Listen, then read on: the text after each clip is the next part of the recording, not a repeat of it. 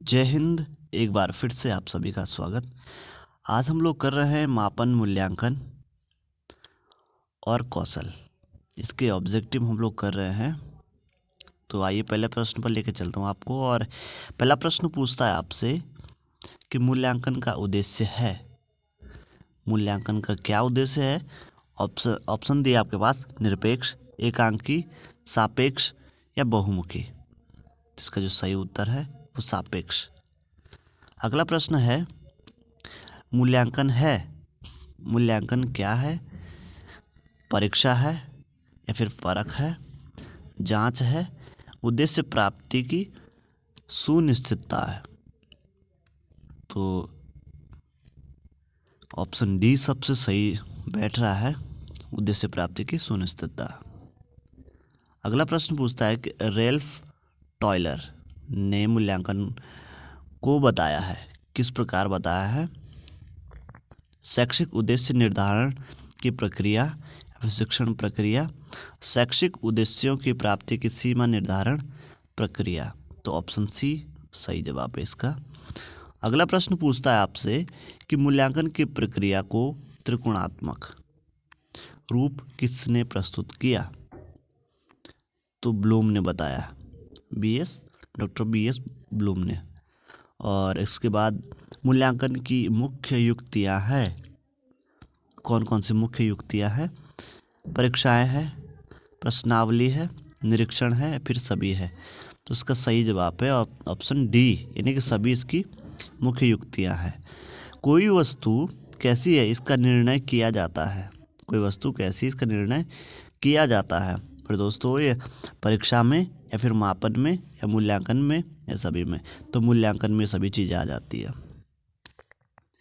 अगला प्रश्न है कि किसी वस्तु या प्रक्रिया का मूल्य निश्चित करना मूल्यांकन है, ये किसने कहा था?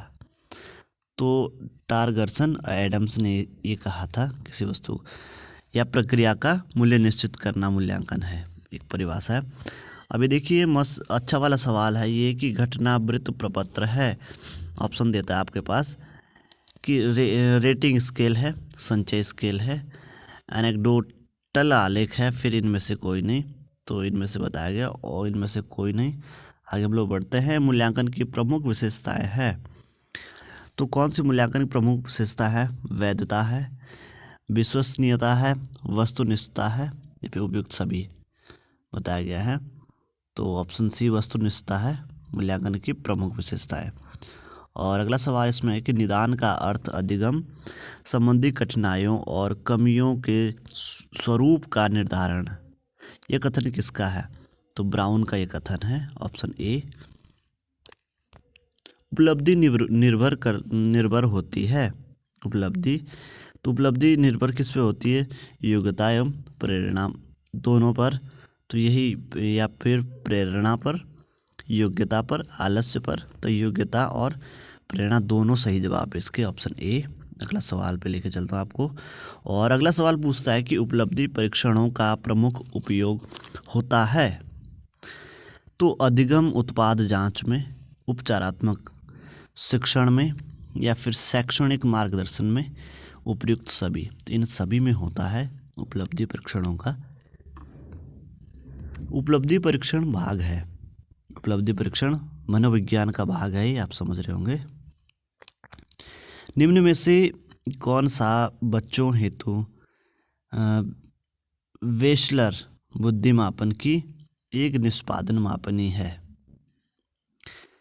तो चित्र पूर्ति, कोई मैप दिया जाए, कोई चित्र बता दिया जाता है, उसको बताया जाता है कि अच्छा भाई इस प्रकार से कि बताओ ये किसकी किसकी किसका चित्र है ये।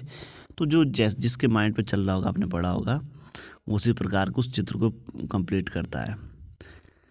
और जैसे धार्मिक प्रवृत्ति का हो सकता है उसको पंडित बना दे, कोई किसी और प्रवृत्ति का हो सकता है जिसके, तो उस हिसाब से उस व्यक्ति को उस चित्र को पूरा कर देता है, यदि आदमी की दी जाए। अगला सवाल पूछता है कि सामाजिक अध्ययन में मूल्यांकन का प्रमुख प्रयोजन है। कक्षा शिक्षण में सुधार व कार्य निष्पादन को प्रमाणित करना, ऑप्शन सी सही बता रहा है इसका। और अगला है कि राष्ट्रीय पाठ्यचर्या रूपरेखा 2005 में सामाजिक अध्ययन में निम्न में से किन मुद्दों को शामिल करने की अनुशंसा की गई है।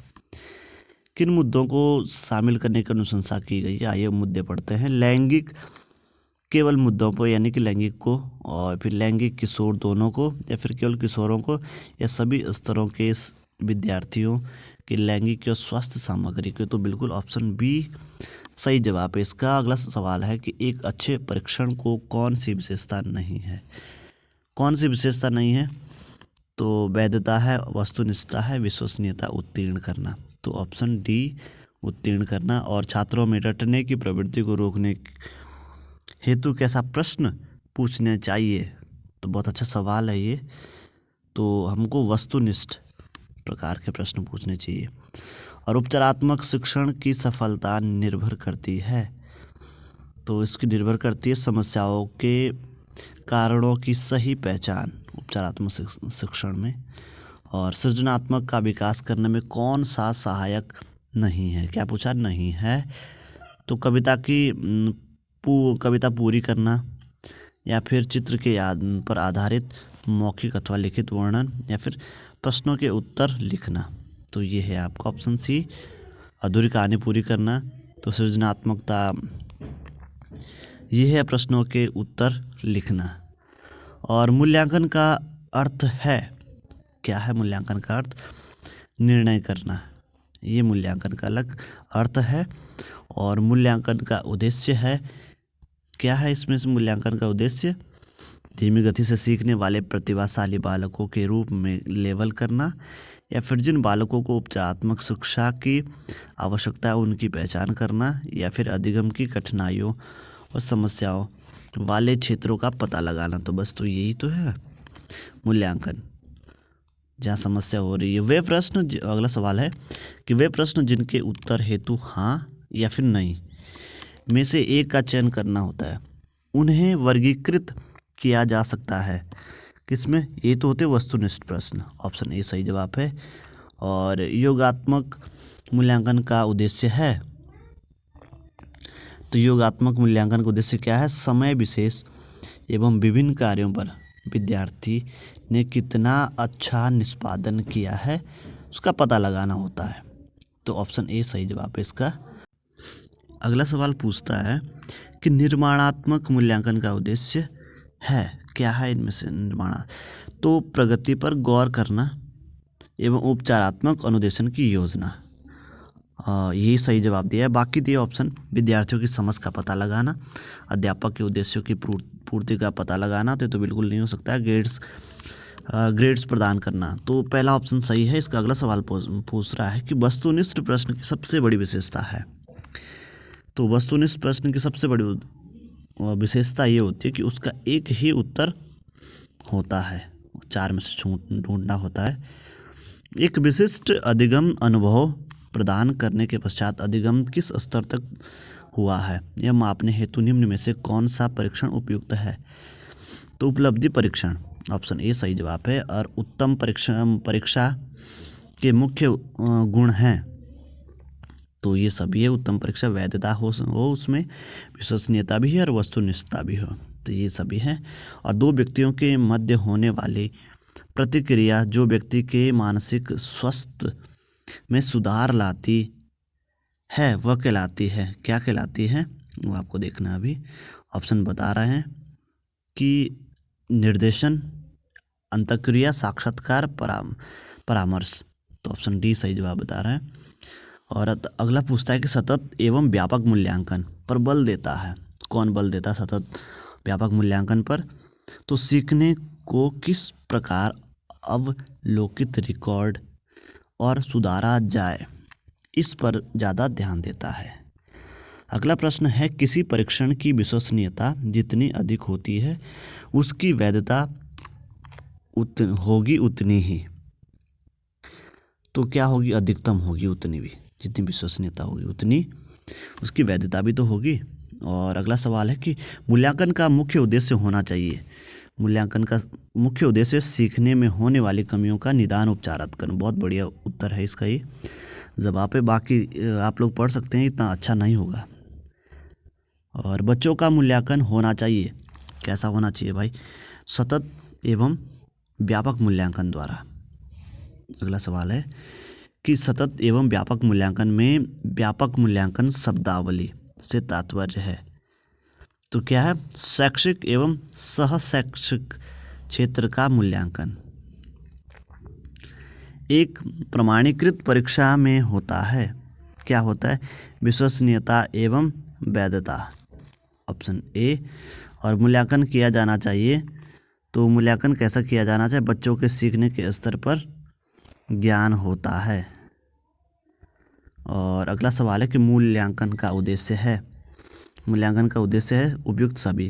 उपयुक्त सभी का मतलब कि बच्चों को उत्तीर्ण अनुत्तीर्ण घोषित करना, बच्चा क्या सीखता है वो जानना, और बच्चे के सीखने में आई कठिनाइयों को जानना उपयुक्त सभी है।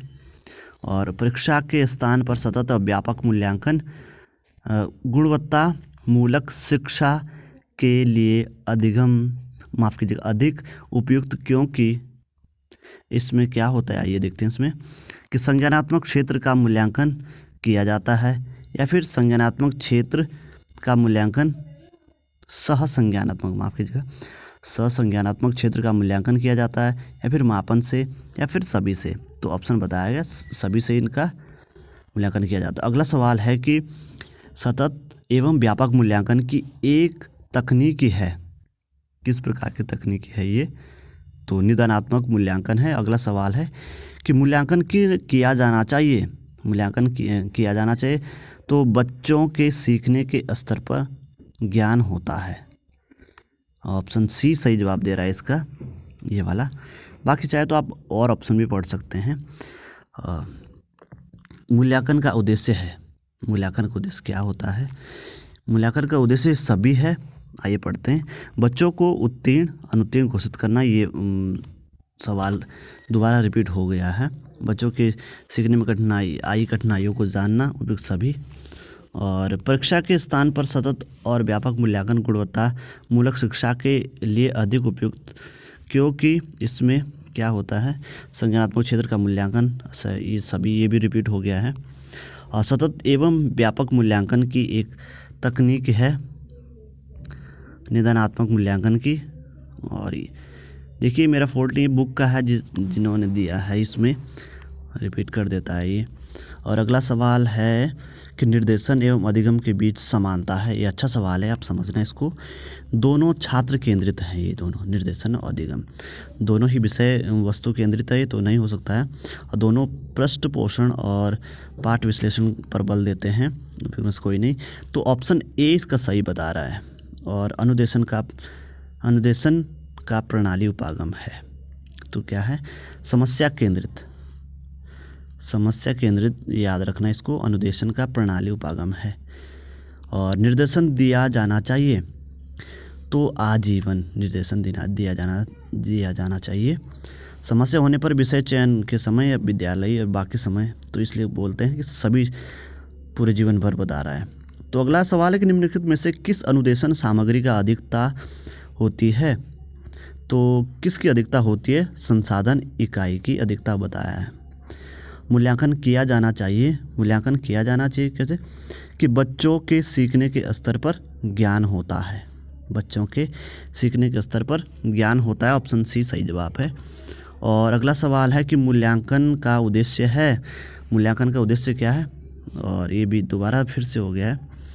परीक्षा के स्थान पर सतत और व्यापक मूल्यांकन गुणवत्ता मूलक शिक्षा के लिए अधिक उपयुक्त, क्योंकि इसमें सभी होता है। और ये दोबारा हो गया रिपीट। और अंतिम प्रश्न इसमें पूछता है सतत एवं व्यापक मूल्यांकन की एक तकनीक है। तो ये भी दोबारा रिपीट हुआ है, निदानात्मक मूल्यांकन। तो लगभग 40 से 42 प्रश्न थे।